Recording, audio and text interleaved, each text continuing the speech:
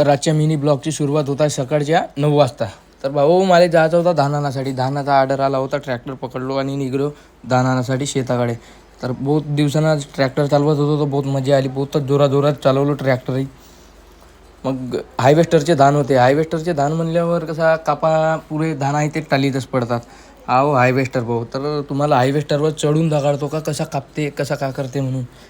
तर थांबा आता बघू शकता कसा कापत आहे.